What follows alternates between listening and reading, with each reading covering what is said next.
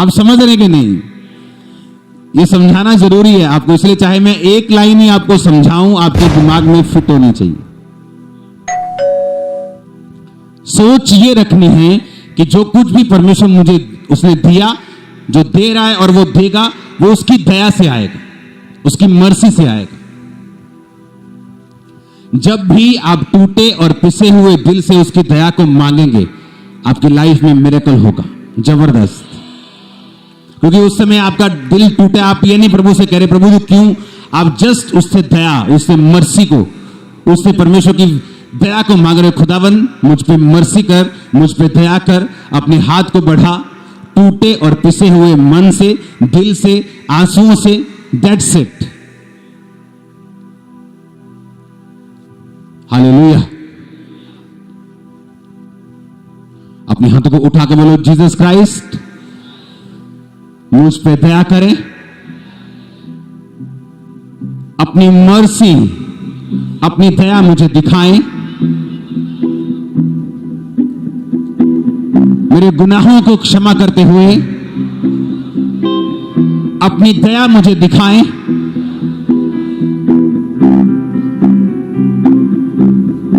मेरी कमियों को क्षमा करते हुए अपनी दया मुझे दिखाएं। जहां भी मैं अपनी निगाहों में धर्मी बना हूं, मुझे माफ करें और अपनी दया मुझे दिखाएं। प्रभु यीशु मसीह के सामर्थ्य नाम में हम मांगते हैं। इसलिए परमेश्वर ने कहा, जब तू हम्बल होगा, जब तू दीन होगा और परमेश्वर के हाथ के नीचे तू दीनता से रहेगा, वो उचित समय पर तुझे बढ़ाएगा।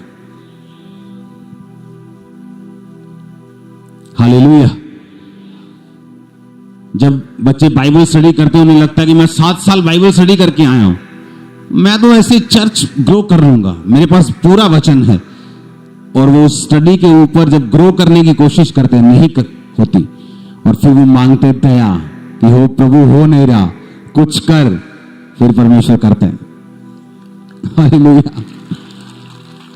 अगर पहले ही दिमाग ये मालूम हो कि मैं कुछ नहीं, ये दान वरदान कुछ नहीं, ये बोलना कुछ नहीं, सब कुछ परमेश्वर की मर्सी और दया से हो रहा है, आप जब ध्यान उधर लगा लेंगे, जब परमेश्वर का आत्मा आपको 10-10 घंटे, 6-6 घंटे, 8-8 घंटे की प्रार्थना करने के लिए बोलते हैं, पता है आपको कि नहीं?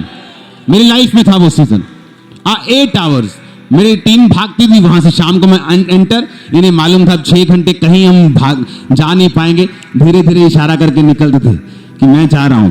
हाँ, वो एक सीजन था वो, और आपको मालूम नहीं होता कि इस सीजन के बाद क्या है, क्यों मैं इतनी प्रेयर कर रहा हूं, लेकिन जब वो सीजन निकल जाता है और फल आता है, आपको मालूम होता है कि इसलिए परमेश्वर मुझे ये प्रार्थना करने के लिए बोल रहा था, ये घंटों बैठने के लिए बोल रहा था।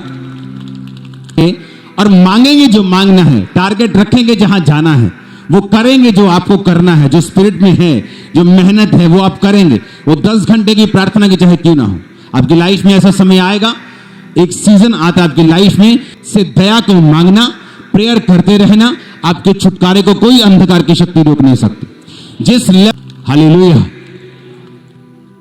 पिसा हुआ दिल, टूटा हुआ दिल लेवल पे आप जाना चाहिए, आप जा सकते हैं। और आपका आमीन ऊंचे वाला चाहिए चर्च। हालेलुया। अपने उसने कहा, तू परमेश्वर के हाथ के नीचे जब दीनता से रहेगा, उचित समय के ऊपर वो तुझे बढ़ाएगा। हालेलुया। राइट टाइम के ऊपर जब तू दीनता के साथ रहेगा, दीन होकर रहेगा, अधीनगी में रहेगा, तो राइट टाइम के ऊपर तुझे बढ़ाएगा। हालेलुया। ऐसे लोगों को जो सेल्फ राइचियसनेस से घिरे हुए हैं, जिन्हें लगता है कि हम तो बहुत लंबे समय से क्रिश्चियन हैं, हम तो पूरी प्रार्थना करते हैं, उनके जीवन में छुटकारा आना बड़ा मुश्किल हो जाता है। लगता है कि वो राइचियस हैं और दूसरे लोग उनसे कहीं मेल नहीं खाते। लेकिन परमेश्वर ने कहा, टूटा और पिसा हुआ दिल, उसको परमेश्वर तुच्छ नहीं जानते। आमीन। और कई बार परमेश्वर ऐसा अलाउ करेगा आपकी लाइफ में कि आपकी प्रेयर, आपकी फास्टिंग काम नहीं आ रही, और जब तक आप दया नहीं मांगते, और जैसे ही आप मांगते हैं वो करता है, फिर आपको मालूम होता है कि सब कुछ परमेश्वर ही है मेरी लाइफ में। आमीन। जस्ट ये थिंकिंग है एक, जो मेरी लाइफ में काम करती है। और मेरा ख्याल है अगर छुटकारे के हफ्ते में मैं आपको ये नहीं बताऊंगा तो आप ये चीज मिस कर जाएंगे। आमीन। कि हमारी सोच कैसी होनी चाहिए। एक असफल बिजनेस कंस्ट्रक्शन का, एक सफल कंस्ट्रक्शन का बिजनेस, सोच का फर्क है। अगर आप बैठ जाएंगे दोनों ओनर्स के पास तो सोच का फर्क।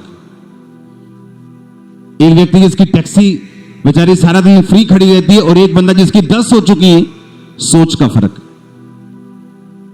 अगर आप बैठेंगे, जस्ट सोच का फर्क, थिंकिंग प्रोसेस का फर्क है। सोच। आज जब आप मर्सी को मांगेंगे, एंजल्स आपको टच करेंगे और मर्सी देंगे।